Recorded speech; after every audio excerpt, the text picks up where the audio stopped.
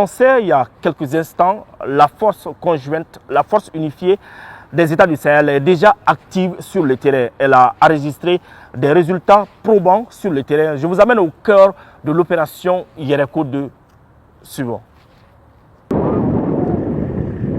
Un espace, un destin et des peuples unis face à la menace terroriste dans le Sahel. L'armée de la Confédération des États du Sahel entre en jeu et de lourdes pertes sont infligées aux terroristes. L'opération est baptisée Yereko 2.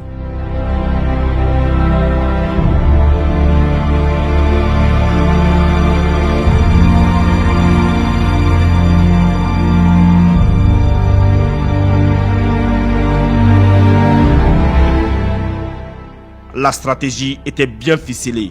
Il n'y avait aucune échappatoire pour les terroristes.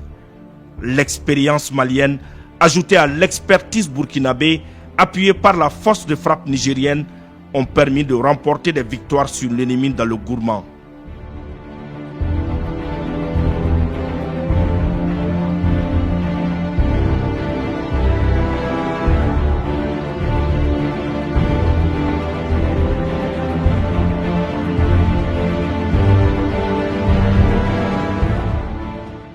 Le bilan est sans appel. 13 suspects interpellés, des terroristes neutralisés avec leurs complices, 8 motos récupérées, 2 AK-47, un PA, un fusil de chasse, 27 détonateurs, 2 porte-chargeurs et 3 Motorola récupérés. Une moto montée de mortier détruite, 12 bidons d'essence, 37 fûts de gasoil, une tenue treillie, 2 téléphones, 40 paquets de bâches, 2 sacs de mille, 2 réfrigérateurs, 2 minolabs et une somme de 22 500 ont été saisis.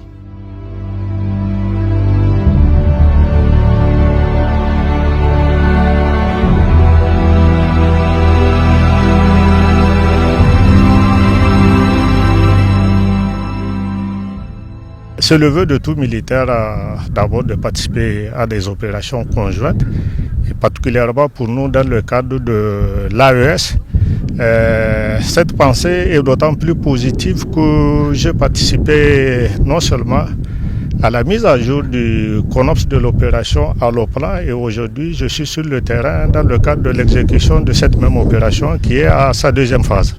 On est là sur le terrain pour ce combat-là, on est là sur le terrain pour notre population. Nous avons la volonté politique, nous avons la ressource humaine. Le reste là, c'est à nous en tant que force armée de matérialiser toute la volonté de nos autorités et de notre population. Ça ne va pas être facile, il faut s'armer de courage, il faut avoir la volonté, il faut être prêt à se sacrifier vraiment pour notre population.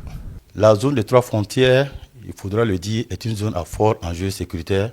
C'est vrai, mais également à fort enjeu socio-économique. Dans la lutte contre le terrorisme, l'un des objectifs que les forces de l'AES se sont fixés est l'assèchement des ressources des terroristes. Donc il fallait en tout cas avoir l'initiative dans cette zone qui constitue quand même une source d'approvisionnement du terrorisme. Il faut savoir que l'opération a été dénommée l'opération Yereko dans ce sens-là d'attester de la volonté politique d'affirmation de la souveraineté par nos États. Yereko 1 s'est tenu en décembre 2024 à l'issue de la planification du niveau opératif à Bamako, qui a élaboré le CONOPS et le plan du niveau opératif.